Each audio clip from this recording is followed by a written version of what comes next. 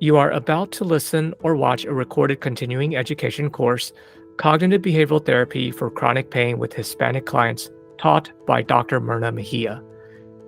If you would like to get APA CE credit, make sure to register for the test and pass with a score of 75% or higher, of which you will have 3 attempts. Registration information is available in the show notes. Thank you for registering and choosing the Multicultural Counseling Institute as part of your continuing education development. We appreciate your interest and support.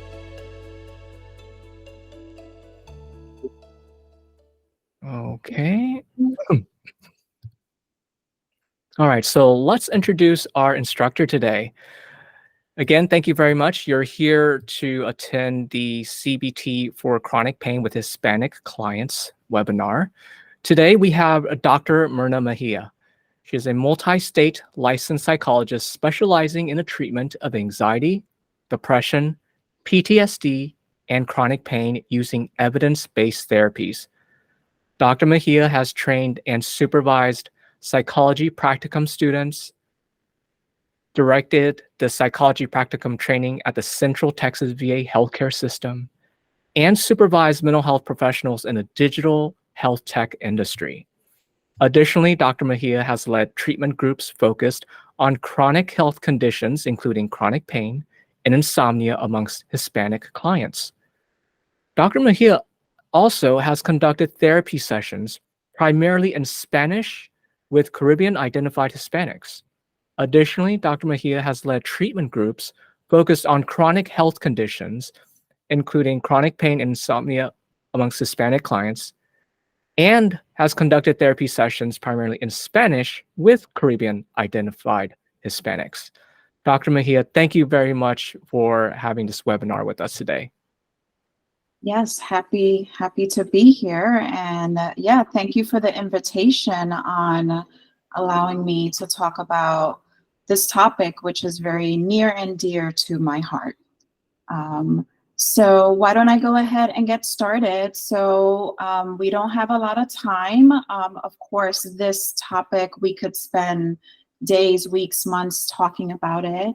But what I wanted to do today is I actually wanted to start off with the clinical vignette that I want us to dive into a little later, just so that you can think about, when I start talking about the research, you know, what's it saying about the Hispanic population and chronic pain experience and treatment.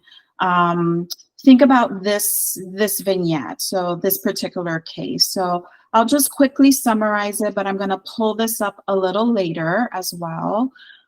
So basically, I am presenting Miguel, and of course, I'm taking precautions of protecting client confidentiality. So some of the details are altered a little bit. But in essence, I decided to talk about Miguel, who is originally from the Dominican Republic. He is married, cisgendered, has 2 children, comes from a large family. He is the youngest of 7. He spent his childhood and part of adolescence in the Dominican Republic, and his family immigrated to New York City when he was 15 years of age. He does not maintain a whole lot of contact with his family of origin, who primarily reside on the East Coast, still in the Caribbean. And he relocated to Austin in his mid-30s. So he is in his early 50s now. And so what's coming up for him is that although he reports family life is pretty good, there is some quote unquote tension regarding his pain experiences. So he works as a construction site manager, very involved, very physical. He's not one to sit behind the desk and, you know, micromanage people. Like, he is in the work.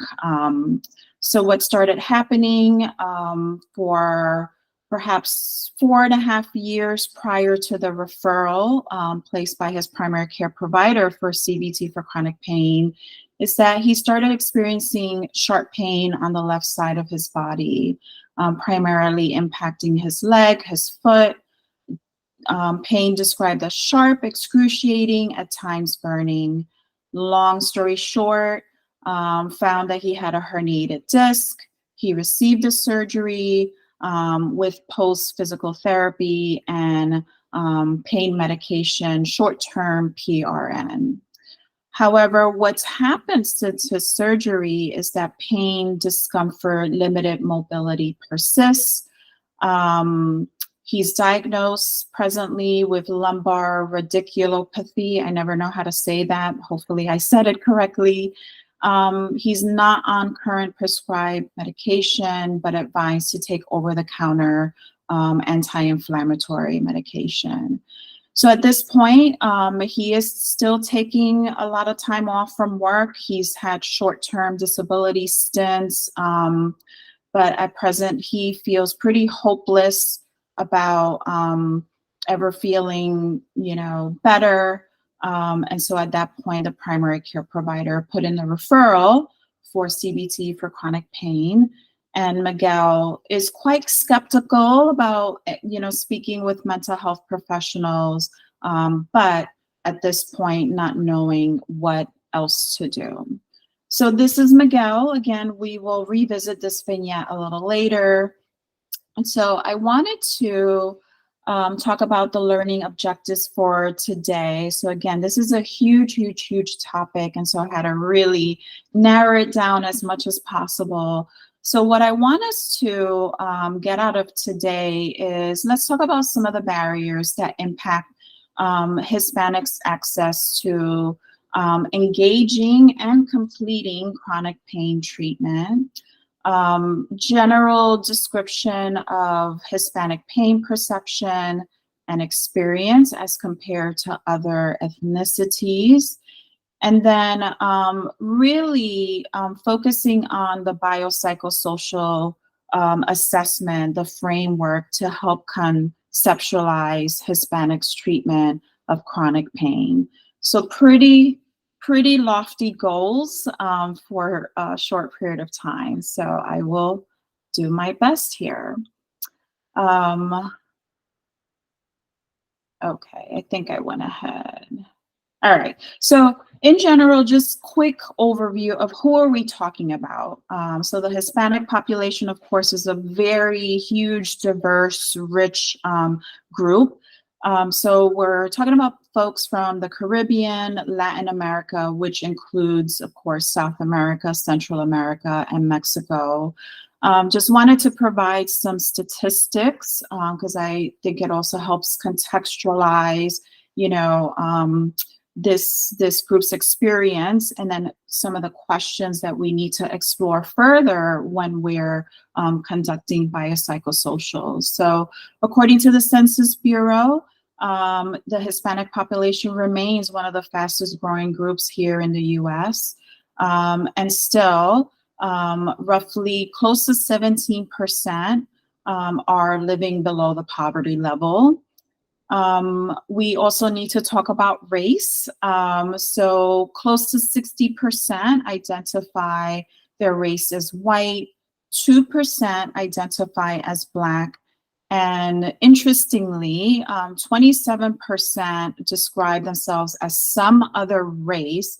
And this is typically coming from foreign-born Hispanics, whereas those that are born in the United States, roughly 8% describe themselves as having 2 or more races. So it's just very interesting, that distinction, who describes themselves as some other race versus being bi or triracial.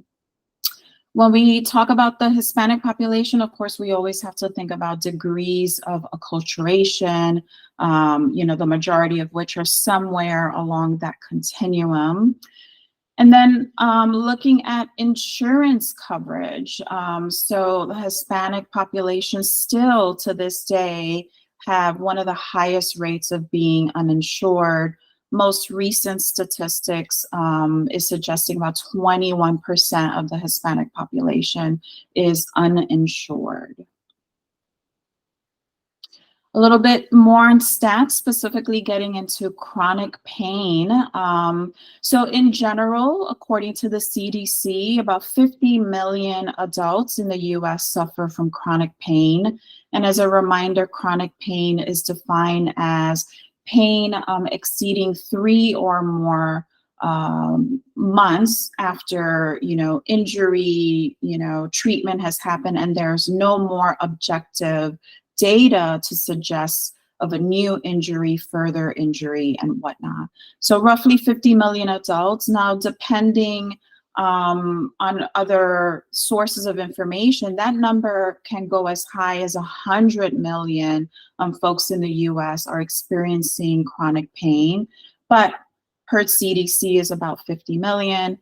I'm also seeing more and more of a distinction between chronic pain and high impact chronic pain. So roughly 17 million folks in the United States are reporting high impact chronic pain, which is defined as pain that is interfering with at least one major domain of functioning. Now, taking a closer look at Hispanics, really spent some time reviewing research, and not surprising or surprising, depending on the day, there's really not clear and consistent information about the Hispanic pain experience in general. And I'll highlight this further in these upcoming slides. So, contradictory findings. So on the one hand, Hispanics are less likely than their white non-Hispanic counterparts to report chronic pain. Or on the other hand, you have other research to suggest that they are more likely to report chronic pain and higher intensity pain. Other research looking at global measures of pain, like activity of daily living, report that the Hispanic population are less likely to have impairment in their ADLs, whereas other studies are suggesting otherwise. So again, really contradictory findings. And then looking at the incidence of high impact chronic pain, all the more confusing. I also wanted to take a look at, given that the Hispanic population is so large, so diverse, I was very curious to see what is the research saying about some of the subgroup differences. And there is some data to suggest that there are some nuanced differences. For example, white Puerto Ricans, so those of white Puerto Rican ancestry, report more chronic, severe, and debilitating pain as compared to those of Mexican ancestry. White Central and South Americans and white Cubans exhibit lower prevalence of chronic pain than white non-Hispanics. White Central and South American, white Cubans, and Mexican individuals also report less high impact pain. So again, just some interesting subgroup differences. It also poses a lot of questions. Are we looking at the other subgroups that identify as Black Hispanics or some other race Hispanic or two or more race Hispanics and so forth? I also wanted to take a look at, given that we are talking about CBT for chronic pain, and one of the main cognitions that we're addressing in this evidence-based treatment is catastrophizing. So I wanted to see, what does the research say about the role of catastrophizing in the pain experience in this population? In general, what some of the researchers are finding is that, yes, catastrophizing is high also in the Hispanic population. Statements like, I cannot seem to get it out of my mind. I'm afraid the pain will get worse. I feel I can't go on. However, other research is suggesting that even though the catastrophizing cognition is high in the Hispanic population, we may not actually need to challenge this cognition because it doesn't necessarily impact, exacerbate the experience of pain. It's seen more as a coping mechanism that actually helps with the experience of pain. Very interesting. But again, the research is quite limited on this. And so in the future, I would hope that we will take a closer look at, how is this cognition of catastrophizing, moderating, mediating, exacerbating pain in various ethnic, racial subgroups. So I could talk all day about that topic alone. Next, what I wanted to just quickly summarize is what are some of the factors that impact Hispanic pain experience, and then also impact their motivation to seek help for their chronic pain. So some of the factors that came up in the research, so a strong sense of Hispanic identity correlated with more pain sensitivity, which, in other words, the higher levels of acculturation was actually correlated with decreased pain sensitivity and experience. Very interesting to me.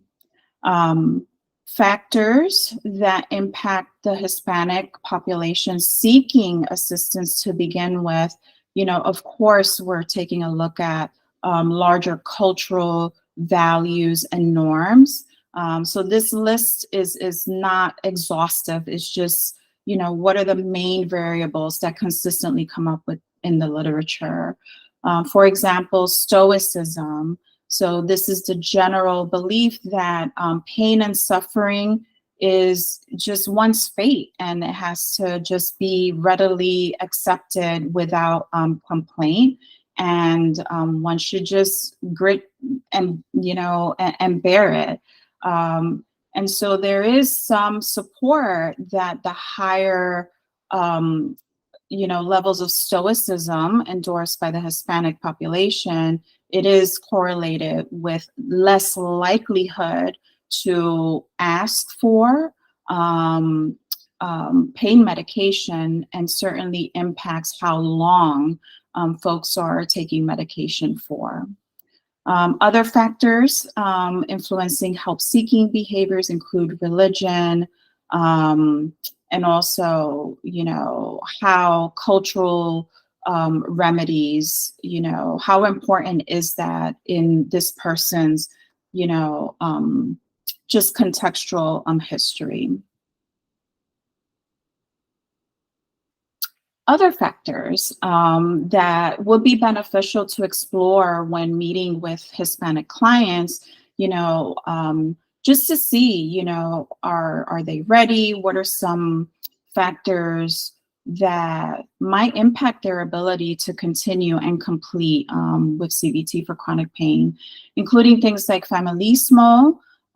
So the general notion that really strong familial support is what's going to help us through much adversity, including chronic pain. Also with male identified patients, perhaps inquiring about sense of machismo or caballerismo. So machismo basically is viewing pain as a sign of weakness. Therefore, I will internalize it. I will push through it no matter what. And caballerismo is, how does the endorsement of pain or taking care of the pain, resting and recovering from the pain, how does that impact their sense of being, a provider for the entire family.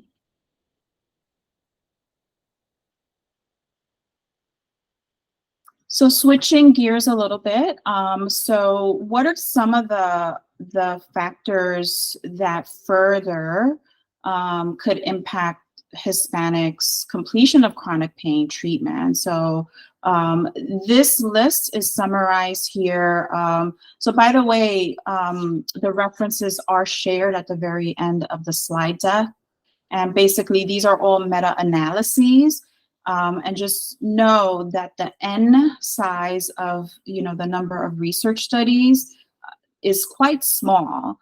So some of the studies, their meta-analysis was like on 4 or 5 studies. So we're really talking about small number of published research articles specifically looking at Hispanics and chronic pain experience and treatment and things like that. But in general, we have to look at patient factors. So basically, as the patient, what is their experience with bias and discrimination? Also, what is their belief system about, what works for pain?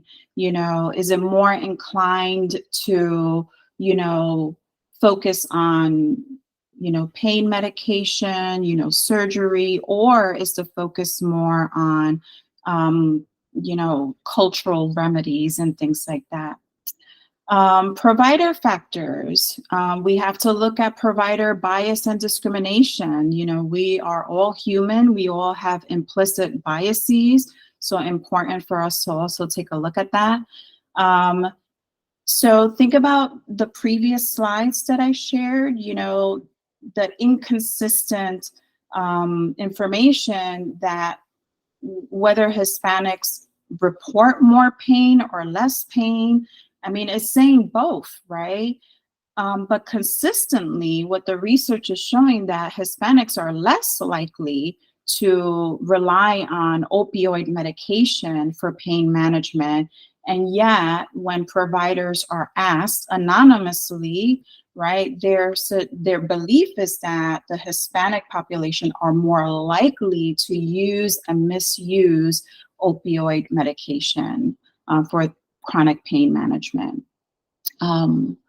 Also, taking a look at, what is the provider experience and expectation when they see a person that resembles more of a white person, right? For example, like Cuban Americans report in general fewer experiences of bias and discrimination, and their belief is that they look white. They look more white than, for example, a Black Puerto Rican or a brown Mexican. I mean, these are all factors at play here that, of course, contribute to implicit bias.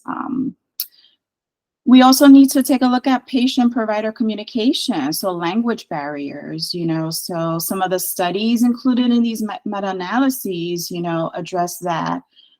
Information about treatment options are still monolingual and do not offer translated materials. And then also there are systemic factors at play that impacts, folks' ability to complete chronic pain treatment or even access it. And as we spoke about earlier, Hispanics still are really quite under represented as far as access to insurance.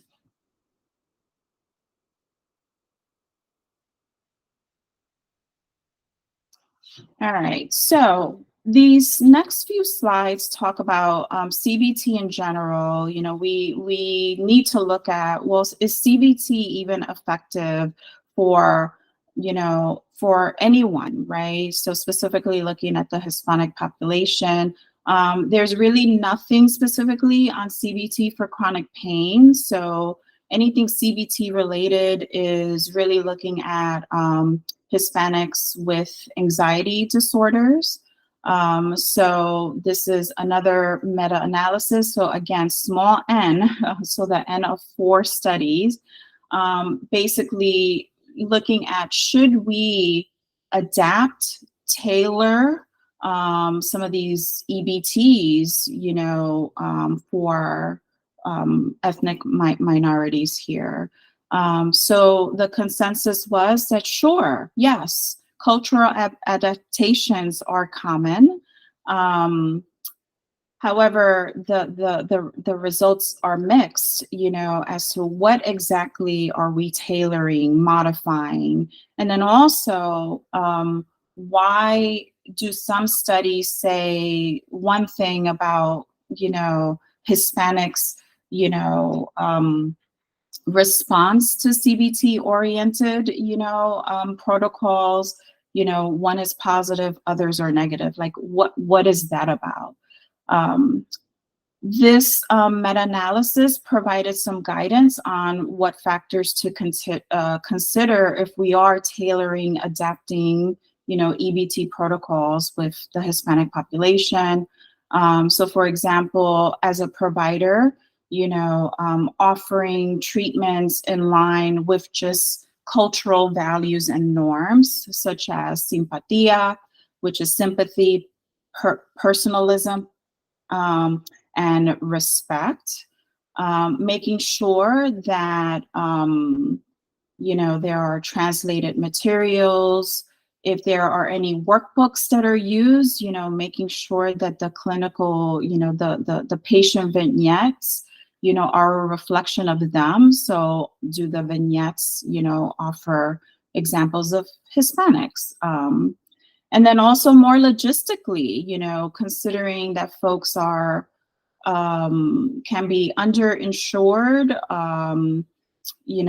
living at poverty or below poverty levels. So how do we provide some, concrete,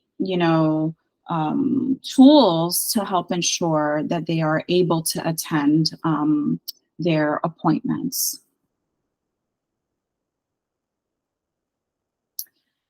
So I wanted to share this this quote, right? Because again, it really nicely captures the conundrum here. Like, all right, what do we do, right, with CBT for chronic pain, or CBT in general for the Hispanic population? Are we tailoring? How much do we tailor without it diluting, these EBT protocols? But at any rate, I want to just read this because I think it was just perfect. In sum, the articles discussed do not offer consistent, let alone conclusive evidence regarding whether or not culturally sensitive interventions can be deemed as well established beneficial treatments for use with cultural minorities. It might be the case that part of the inconsistency in results is due to including multiple minorities for a wide variety of presenting concerns. Moreover, the cultural modifications made to the therapies were not consistent, for example, adapted versus tailored across these publications. So what does this mean, right? So going back to my earlier slides, like who are we really looking at, right? Are we looking at white Hispanics, Black Hispanics, are we thinking about acculturation, are we thinking about, how bias, comes into play and potentially impacts, patients' experience and ability to complete, treatment. So given this, so what do we do with our Hispanic folks, right? So how do we approach our work with this population? So this is when before I reshare Miguel, right? So thinking about assessment, right? So I think in general, I firmly believe that to help people, successfully complete any treatment, it starts from the very beginning, right? So it starts from the assessment process. So conducting a thorough and culturally relevant and sensitive biopsychosocial assessment for anyone, but in particular the Hispanic population, is key here. So basically, this slide is just a summary, right? We should all know biopsychosocial assessment, so I won't go into this. But what we'll do, we'll revisit these elements of a biopsychosocial and how does it pertain to Miguel. So what are some of the questions that we should be exploring with Miguel in the beginning to help ensure that he continues and successfully completes CBT for chronic pain. And So, Dr. Mejia, do we yeah. want to pause for some questions here? Absolutely. Yeah, so I know I have a lot of questions just because there's a lot of fantastic information that's provided so far. So maybe leave it to the audience right now. Do y'all have any questions? You can either type it in chat or just go ahead and chime in. And I'm glad to see faces because as a presenter, I just see my slides. I'm like, well, this is a drag. Well, why don't I I jump? see familiar names. Hi, Jana. Yeah. Well, let me ask a question. You know, you mentioned the pain catastrophizing scale, and I assumed that that measure was mostly conducted in English. Oh, absolutely. Yeah. I'm also thinking about, I mean, technically two questions, but one is a pain catastrophizing scale, it being delivered in English.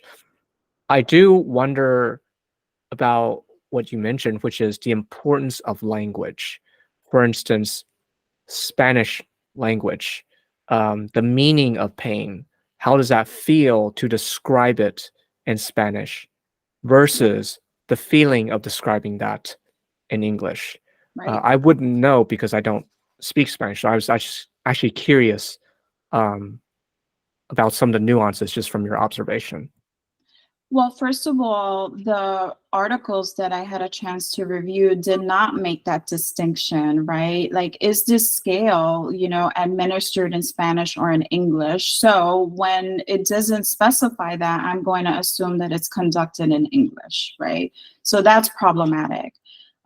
So working with Hispanic clients, I'm fluent in Spanish, and this language is so much more colorful than English. So really anything about everything, but pain in particular, there could be 20 words to describe pain, right? So in English, we could say, oh, it's like a stabbing pain, right? But in Spanish, it can be quite descriptive, poetic even, right?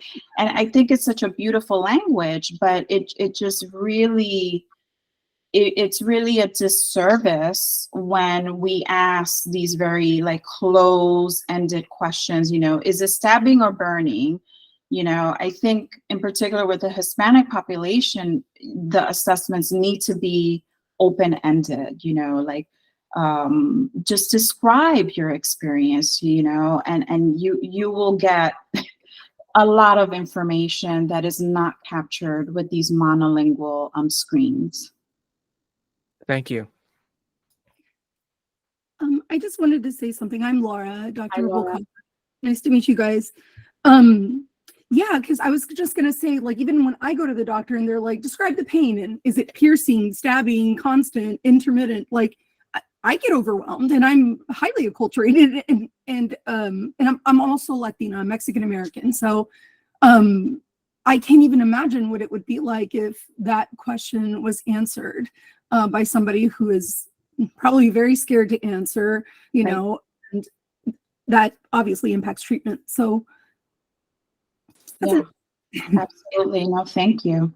Well, and from this discussion, I wish there was almost like a translated thing that we could give, like some kind of like measure that like was like in Spanish that we could give, like people, just so that we could better understand. Like, I don't know. I'm always thinking about assessment and how can we like encapsulate that stuff, because it'd be cool if there was like a standardized measure out there that we could give to clients, Right. and that we could understand the translation too. Yeah, for sure. What I normally do, is I go through the questions, and then, like I said earlier, I just open it up, what am I missing? What do you really, really want to say that I just haven't asked, right? And you get a lot more meaningful to them, right? But also very helpful for us to identify what are we really going to target in the bulk of this treatment.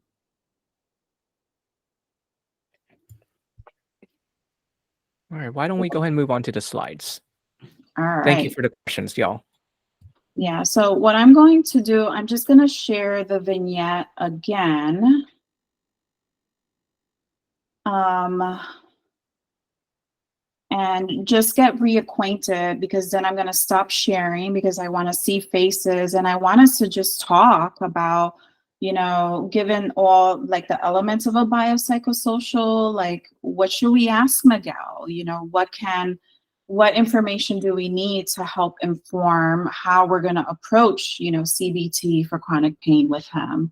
So again, very quickly, Miguel, married, 53, from the Dominican Republic, came to the US when he was 15 years old, large family, youngest of 7, however, very limited contact with his family presently. He is in Austin, Texas, married, 2 kids, ages 11 and 9. He's worked in construction. He's been a manager. And then roughly 4.5 to 5 years ago, he started experiencing debilitating pain, causing him to take significant time off, short-term disability. In the end, had to have surgery for herniated disc. But afterwards, is still reporting pain, is still needing to take time off from work. Very stressful for him, the family, not sure, if he can even continue in this line of work. If I have to leave this type of, field, like, what do I do? How do I go about figuring out, what I do next so that I can provide for the family? So current diagnosis, lumbar radiculopathy. Really, there's no recommendation for surgery, objective data not suggesting further herniated anything, no new injuries. And he's just managing with over-the-counter anti-inflammatory medication. And so PCP as a last resort is saying, are you willing to try, a psychological intervention like CBT for chronic pain? And so Miguel agrees, but initially he is expressing skepticism, but also acknowledging just feeling quite overwhelmed, hopeless, and demoralized. So that's Miguel. So I'm going to just stop sharing my screen. All right, so I just wanted to open it up for discussion. So chime in, type it in the chat. How do we want to approach our biopsychosocial with Miguel? So let's take it. Okay, so if we're looking at biological factors, right? So what are some of the questions that you think you might want to explore with Miguel? Just try. You don't have to raise your hand. Sorry, guys. I missed school. I was wondering, some of the things I would bring up is what is pain? Because we have more time in therapy. So what is pain? I would want to know his schemas of pain. I would want to know how did his father deal with pain? What is his history of injuries, physical injuries? What did healing look like for him there to address those things? And, since Latinos struggle to, even go seek treatment, it's likely that, the way he attended to those injuries is how he did this one too. And maybe he could have gotten treatment sooner for this back issue that he's had. Right. And what are the feelings around that? So that's what I would, when obviously I would try to figure out his level of acculturation. But what describe it for me, the level of acculturation for Miguel. I would say definitely on the higher end of acculturation. So if you recall, right, he's pretty much separated himself from his family of origin. Right. And it's just him, his wife, and his 2 kids, even though he has a large extended family on the East Coast and Caribbean. Are there feelings around that separation? Yeah, I would explore that too. A limited support network of who he can rely on to talk about issues. Right. Yeah, and this is part of the biopsychosocial, right? When we're talking about the social supports, you know, what is going on there? You know, is this a good thing that he's separate from, you know, his family? You know, is this deliberate, or is there a loss there? Right. Yeah. Yeah. Because like obviously when we're not feeling well physically, it's that never-ending cycle of I don't feel good, so then I physically don't feel good and emotionally don't feel good, and it's just, you know, Right. never-ending. Right. And let's just open it up, right? Because as we all know, you know, everything is interrelated. You know, we can ask the biological focus questions, but then that leads into the psychological, right? And then the social. So what else should we inquire with Miguel to, first of all, make sure, is CBT for chronic pain like it for him, right? Or do we need to, you know, focus on some aspects of CBT for chronic pain, you know, while underemphasizing others? So what are some other questions that can help gauge that? I'd want to know more about like, oh, you go, Jana. Okay, I'm a big proponent on asking what's most important for that person, because then that's a good jumping off point for you to go with them. Because if we could be seeing pain or this other aspects of what we perceive, right, the referral is for, but he could be saying this, this, and this, and then you could help with highlighting how it ties into that aspect of what he's essentially dealing with physically. Because like you said, it's all interconnected. So that's kind of where I like to start, because that can help to drive many things. Absolutely. Thank you.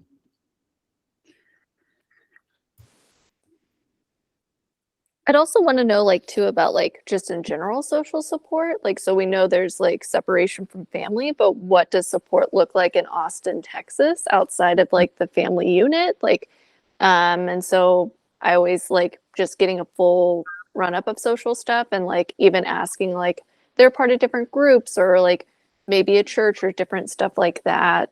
Right. The role of faith and religion. Yes. And so kind of asking some about that. And also just like, I like to bring in a lot of ACT into like chronic pain work. And so I'd want to know like, what does valued living look like? And like, what things do you derive meaning or purpose from? And what does that look like day to day? And like, has the pain taken you away from those things? Mm-hmm. Absolutely. You read my mind. You read my mind on that one. I also would want to know, because with pain comes such negative emotions, I would want to know what his strengths are. I would want to know, like, just like, all it says here is Weathers Wellness. So I don't know your name. I'm sorry. Oh, sorry, Lauren Weathers. I didn't know that my thing was. Hi, Lauren. Hi, Lauren. So just like Lauren said, you know, how does his injury impact his hobbies? What are the sources of happiness that he has in his life right now? You mentioned his 2 children. If he can't play with his children or do sports with them, you know, then is that something that impacts his overall psychological well-being, you know? Absolutely. Yeah.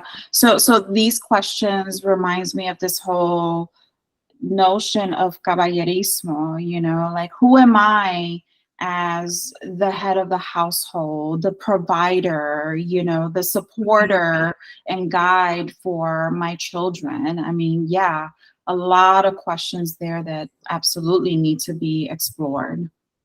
Which is goes for me into like with a lot of my chronic pain people, I'll ask a lot about like good pain days versus bad pain days, because I'll have a lot of clients that will overexert themselves, or if they're feeling more okay, they're like, okay, I'm going to do all these things I normally can't do. I'm going to overexert myself, and then boom, I'm going to have to be in bed for like a week or 2 weeks after that because I overdid it. And then there's with that like cycle, there's so much like shame, and also there's biological and also like social components to it. And so I usually like to break down like good pain days versus bad pain days in that overall cycle to see like from that biopsychosocial lens, what is happening and what things could we maybe begin to break up. Absolutely.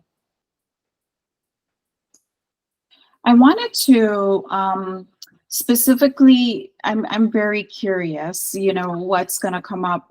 What about the cognitive piece? Like what types of questions should we ask Miguel, you know, in particular about catastrophizing, because that is part of the chronic pain experience.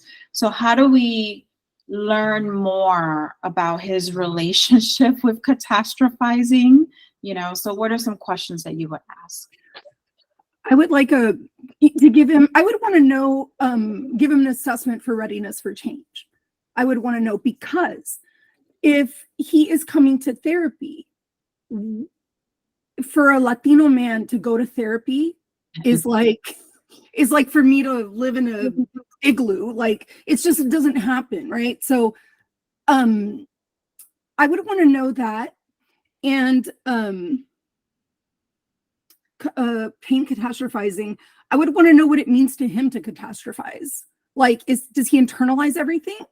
And if so, does he know the psychoed around, or we can share the psychoed around, you know, keeping feelings in and how it impacts and worsens our chronic pain. Mm-hmm. Absolutely. And something, Laura, that you said just reminded me of the slide that I shared earlier about coming in as a provider and with utmost respect. I mean, we respect our clients, right? But in particular with Hispanics and Hispanic men, you know, coming in and it's like just acknowledging, you know, how difficult this is, you know. It must take a lot for you to even consider, you know, this type of treatment. So really honoring that. So I know we're getting beyond the biopsychosocial questions, but this is part of the assessment. You know, how are we, you know, honoring this patient's decision to pursue something that is not typical, you know, especially for Hispanic men. Pursue, but stay with, because of the high dropout rate for ethnic minorities in therapy. And this is in the VA, right? Or no? Was this just private practice? Or this was a patient that I met in the VA. So I didn't include it in the vignette, but I read your bio. I read the bio, so I just assumed. So I gave it away. But, you know, even with that, when you talk about cognitions in the VA, everything is highly scripted. The questions are highly scripted, and that would be a total turnoff for like a person who is Latino and talking about something so subjective as pain, right? Right, so, right. Yeah, and I wanted to, so Jenna, so one of my favorite questions, when you think of your pain, what comes to mind? It helps with evaluating thoughts and perceptions related to pain. Absolutely, love that. Love that. And I think you go, Jack. Okay, so you know, one of the things that I was also thinking about, which is potential reinforcement of catastrophizing thoughts, such as, you know, when he was injured, what were the circumstances around that injury? What were the interactions associated with that injury? So if he's going to a doctor and the doctor is minimizing that pain, could he have potentially more of a reactionary response? Or the doctor looks at it and says, whoa, or again, just kind of paying attention to some of the subtle messages that he may be given in the healthcare system. Right. I'm also thinking about the bias. I mean, how do we as clinicians ask questions or just engage with the client? In this case, the Miguel, how do I engage with him so that I don't perpetuate the microaggression, which is, oh, are you taking your pain medications, or why have you not considered that? How do I ask it in a way that does honor his respect, the fact that he is already coming into sessions, he's probably demoralized because of the suffering that he's gone through.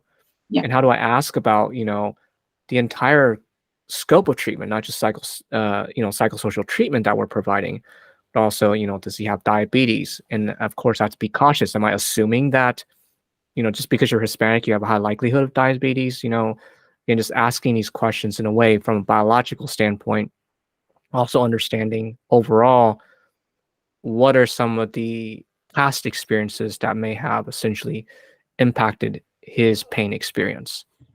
Right. Right. And this just makes me think, and I'm going to go back to the slides in a moment, just mindful of the time. But, when we talk about bias, my observations, because I've been around this field for a while, right? I'm like, oh, I have so many, so many stories. So really paying attention how so progress notes, documentation, noticing the greater likelihood Hispanics and Blacks, not just Hispanics, when a patient doesn't take their pain meds, right? Like they're non-compliant, and I just notice how their decision not to take a medication is documented or refused. Just these words that I have a reaction to. I'm like, wait, there's a story here, as with any other patient, right? And then also another thing that I've noticed is that sometimes an EBT is not the best, route to pursue, right? How many times have I heard and also seen written Hispanics and Blacks, this patient is not appropriate for this intervention. Patient is not appropriate for a program. And I say, wait, this protocol is not the best fit for this patient's presenting needs. So, there's bias all over the place. This could be another topic where we could spend days and days, but it matters, especially today in this age when people have ready access to their medical records. It's a lot easier now. And, how does it feel for them, if they see what's documented, they refuse, they've been non-compliant, and so forth. At any rate, I can go off on a tangent very, very quickly. But let me go ahead and share just my notes. I think this discussion was so rich, so thank you, and certainly much more involved than the notes that I wanted to share with you. So going back, I think I skipped a slide. All right, so as far as the biological factors, so previous medical concerns, right? So I think that was mentioned, like previous history of injuries, family history, how have they dealt with medical issues? How have they specifically dealt with anything pain related? Their general view, and also family, cultural view of medication in general. A lot of these were addressed, but much more eloquently than me. But what is Miguel's general view of pain? His belief system. Why is this happening to me? Why?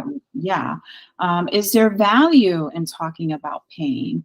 What does his self-talk about pain sound like? How has family historically dealt with pain? I think I mentioned that already. How does he feel and view himself due to the pain as a man, a father, and a spouse? Behavioral factors, so general view about self-efficacy and the power to impact pain either adversely or preventively? Does he push himself through, or does he pace himself? So we didn't even talk about, pacing of activities and relaxation training, but we want to explore what are his views on that, and why would we, insist on going through relaxation training if he's giving us information from the beginning, like, yeah, I'm not gonna sit and, focus on my breathing, right? How do the behaviors impact his overall sense of self-worth and ability to provide for family?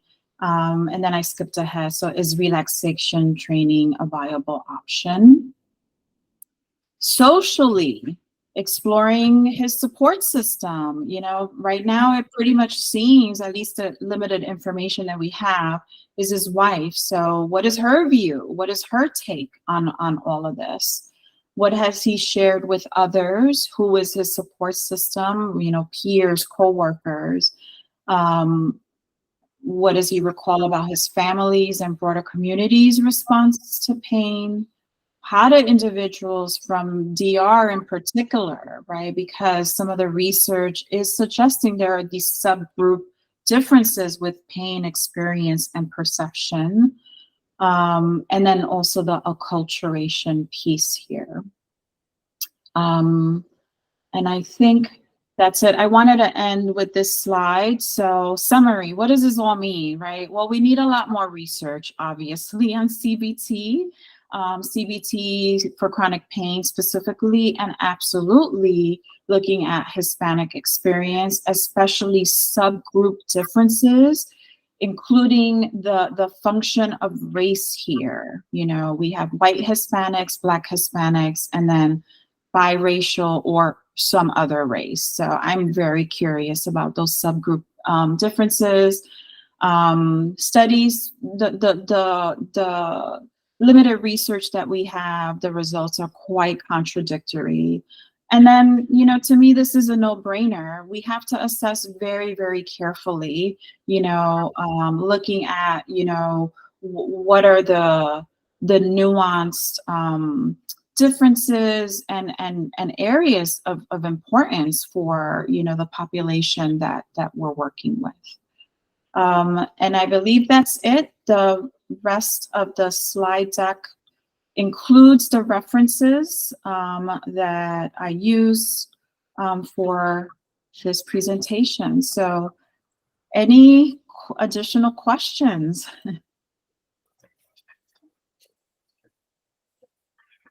Thank you very much. It was awesome. Appreciate it. Well, Learned a lot. Really, thank you. this discussion, I love it. So I'm like, oh my God, I gotta talk. No, I love the conversation. So I appreciate you all. Well, Dr. Mejia, thank you so much. Because we do need to wrap up, I want to remind folks there is a link that is posted on the chat screen. Make sure you click on that. If you have any issues with the program course evaluation or getting the CE certificate, please send me an email. And again, Dr. Mejia, thank you so much for your time. Yes, happy to be here. Bye, everyone. Bye. Bye-bye. Thank you. Bye.